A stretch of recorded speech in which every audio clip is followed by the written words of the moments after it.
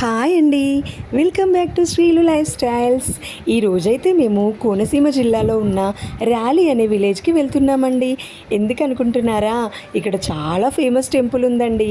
ఈ టెంపుల్ ఏంటంటే ప్రపంచంలో ఎక్కడ జగన్మోహిని అమ్మవారికి టెంపుల్ లేదండోయ్, ఇక్కడ ఉందన్నమాట. ఇక్కడ ఏంటంటే ఈ టెంపుల్ యొక్క విశిష్టత, ఇక్కడ ఈ విగ్రహం ఏకశాల గ్రామశిలతో తయారైందంటండి. ఈ విగ్రహం కూడా 5 ఫీట్స్ ఉంటుందంట. ఈ టెంపుల్లో మనం కోరుకున్న కోరికలు అన్నీ నెరవేరుతాయంటండి. మనం కోరుకున్న కోరిక నెరవేరాక మళ్ళీ మనం మొక్కుబడి కోసం కళ్యాణం చేయాల్సి ఉంటుందంటండి. ఈ కళ్యాణం ప్రతి నెల శ్రవణ నక్షత్రానికి చేస్తారంట. ఉదయం 9 గంటలకు స్టార్ట్ అవుతుందంటండి.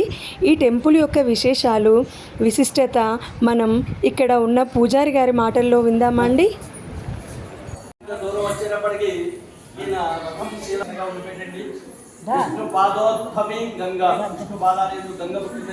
ఆ గంగాదేవి ఎప్పుడు ఎల్లప్పుడూ మన శరీరం మీద శ్వేత బిందువుల మాదిరి ఎప్పుడూ ఒకేలా వస్తుందండి.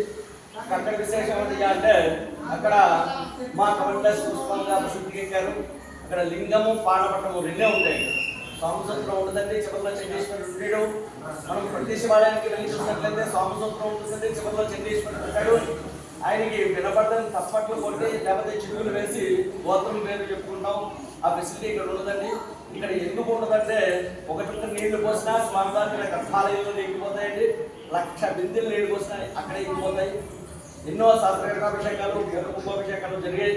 ఎన్ని జరిగినా ఏం జరిగినా ఉత్తర నీళ్ళు కూడా ఎవరు బయటికి తీసుకున్నారండి. అక్కడ నీళ్ళు అక్కడే ఎక్కిపోవాల్సిందే.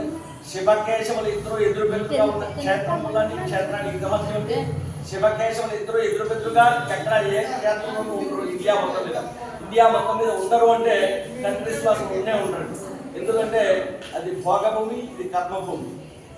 ఈ రథం శీల ఎప్పుడైతే రాలేదో అప్పటి నుంచి ర్యాలీగా పేరుంది ఈ గ్రామం. ఈ వీడియో కనుక మీకు నచ్చినట్లయితే please like, share, comment. Please subscribe my channel. Thank you.